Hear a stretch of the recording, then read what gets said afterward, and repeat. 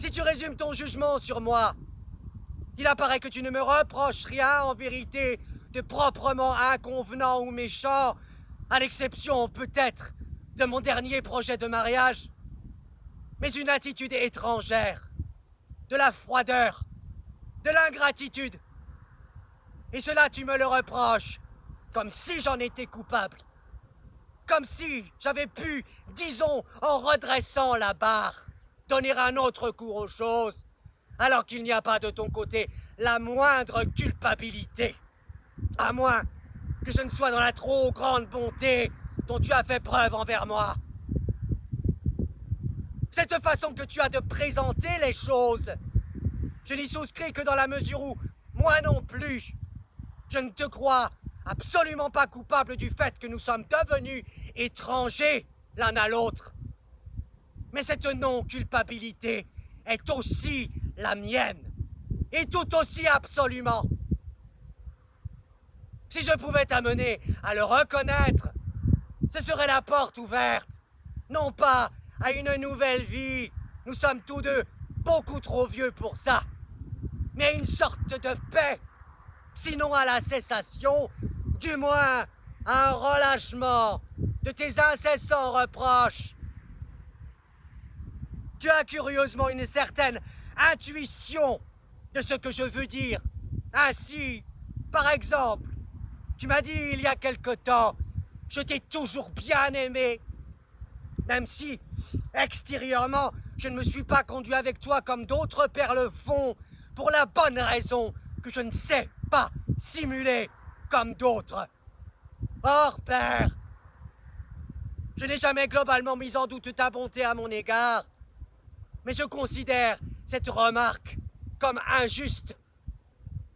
Tu ne sais pas simuler, c'est juste, mais affirmer, pour cette seule raison, que les autres pères sont des simulateurs, et soit pur ergotage, il n'y a plus lieu de discuter, soit, et c'est de cela, je pense qu'il s'agit vraiment, traduit en termes voilés, le fait que quelque chose ne va pas entre nous, et que tu y as contribué, mais sans être coupable. Si c'est cela que tu penses vraiment, alors nous sommes d'accord. Naturellement, je ne dis pas que ton action sur moi suffit à expliquer ce que je suis devenu. Ce serait très exagéré. Et j'ai moi-même tendance à verser dans cette exagération. Rien ne permet d'affirmer que si j'avais grandi sans subir la moindre influence de ta part, j'aurais pu devenir un homme selon ton cœur. Il est probable que je serais quand même aujourd'hui un être souffreteux, craintif, hésitant, inquiet. Ni Robert Kafka, ni Karl Hermann, mais tout autre cependant que je ne suis, et nous aurions parfaitement pu nous supporter. J'aurais été heureux de t'avoir pour ami, pour patron, pour oncle, pour grand-père, et même, avec plus d'hésitation déjà, pour beau-père, mais comme père précisément, tu étais trop fort pour moi. D'autant que mes frères étaient morts en bas âge, que les sœurs sont venues bien plus tard, et qu'il m'a donc fallu soutenir tout seul le premier choc. C'est pourquoi j'étais beaucoup trop faible. Compare-nous tous les deux. Moi, pour faire très court, un levis, avec un certain fond Kafka, qui justement n'est pas stimulé par cette volonté qui porte les Kafka vers la vie, les affaires, la conquête, mais par un aiguillon, levis, plus secret, plus farouche, qui agit dans une direction différente, et souvent n'agit plus du tout. Toi, en revanche, un vrai Kafka, par la santé, l'appétit, la puissance vocale, l'éloquence, le contentement de soi, la hauteur en toutes choses, la persévérance, la présence d'esprit, la connaissance des hommes, une certaine largeur de vue, avec naturellement tous les défauts et les faiblesses qui sont le revers de ses qualités et dans lesquelles te précipite ton tempérament et tes brusques colères. Kafka, tu ne l'es peut-être pas tout à fait dans ta manière générale de voir, pour autant que je puisse te comparer à mes oncles Philippe, Ludwig et Henrik. C'est curieux. Là non plus, je ne vois pas très clair. Ce qui est sûr, c'est qu'ils étaient tous plus gais, plus alertes, plus détendus, plus sociables, moins sévères que toi. En cela d'ailleurs, j'ai beaucoup hérité de toi, et beaucoup trop bien géré l'héritage, sans, il est vrai, posséder dans mon caractère les contrepoids nécessaires dont tu disposes. Mais d'un autre côté, tu as probablement connu aussi des périodes différentes sous ce rapport. Tu étais peut-être plus gai avant que tes enfants, moi le premier, ne te déçoivent et ne t'accablent à la maison. En effet, quand il y avait des étrangers, tu étais un autre.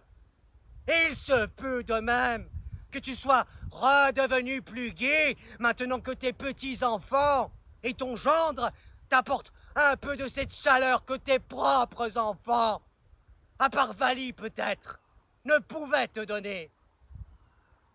Quoi qu'il en soit, nous étions si différents, et dans cette différence, si dangereux l'un pour l'autre, que si d'aventure, on avait voulu calculer à l'avance comment moi, l'enfant, qui lentement se développait, et toi, l'homme fait, nous allions nous comporter l'un envers l'autre, on aurait pu supposer que tu allais tout simplement m'écraser, et qu'il ne resterait rien de moi. Or, ce n'est pas ce qui s'est produit. Le vivant ne se laisse pas calculer, mais il s'est produit pire, peut-être. En disant cela, je te demande encore et toujours de garder à l'esprit que pas un instant je ne crois à une culpabilité de ta part. Tu ne pouvais agir sur moi autrement que tu ne l'as fait. Seulement, tu dois cesser de voir une méchanceté particulière de ma part dans le fait que j'ai succombé à cette action. J'étais un enfant craintif. Je n'en étais pas moins têtu, comme le sont les enfants. Il est certain aussi que mère me gâtait, mais je ne peux pas croire que j'ai été particulièrement difficile à mener. Je ne peux pas croire qu'avec un mot gentil, un bon regard, en me prenant simplement par la main, on eût pu obtenir de moi tout ce qu'on voulait. Or, tu es bien, au fond, un être bon et tendre. Ce qui suit n'y contredira pas. Je ne parle ici que de l'apparence sous laquelle tu exerçais ton action sur moi. Mais tous les enfants n'ont pas la persévérance et l'intrépidité de chercher aussi longtemps qu'il faut pour trouver la bonté. Tu ne sais t'y prendre avec un enfant qu'en restant l'homme que tu es. Donc, en recourant à la force, au bruit, à la colère.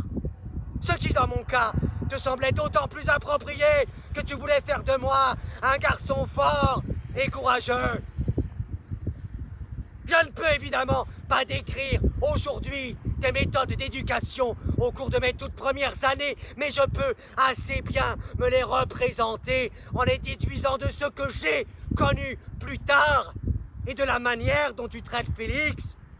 À quoi s'ajoute cette circonstance aggravante que tu étais plus jeune à l'époque, donc plus emporté, plus spontané, encore moins soucieux des autres qu'aujourd'hui, totalement pris en outre par le magasin. C'est à peine si tu pouvais te montrer à moi une fois par jour, et tu me faisais alors une impression d'autant plus profonde qui ne risquait guère de se muer en une plate habitude.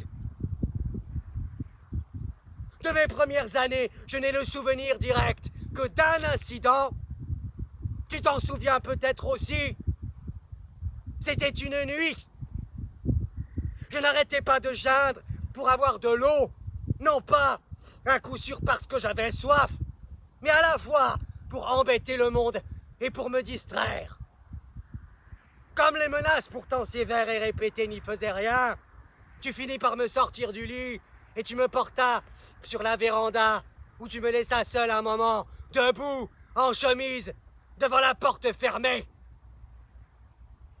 Je ne veux pas dire que ce fut une erreur. Peut-être n'y avait-il vraiment pas d'autre moyen à l'époque de dormir en paix. Je veux simplement, en évoquant ce fait, caractériser tes méthodes d'éducation et l'action qu'elles ont exercée sur moi. La leçon, sans doute, me rendit plus docile, mais intérieurement, elle me porta préjudice. Telle est ma nature que je n'ai jamais pu établir le lien exact entre le fait, pour moi, absolument normal, de demander de l'eau sans avoir soif, et celui, particulièrement horrible, d'être porté dehors. Des années après, j'étais encore torturé à la pensée que ce géant, mon père, la dernière instance, était capable, presque sans raison, de venir la nuit, me sortir du lit pour me porter sur la véranda, et que j'étais donc un tel rien pour lui.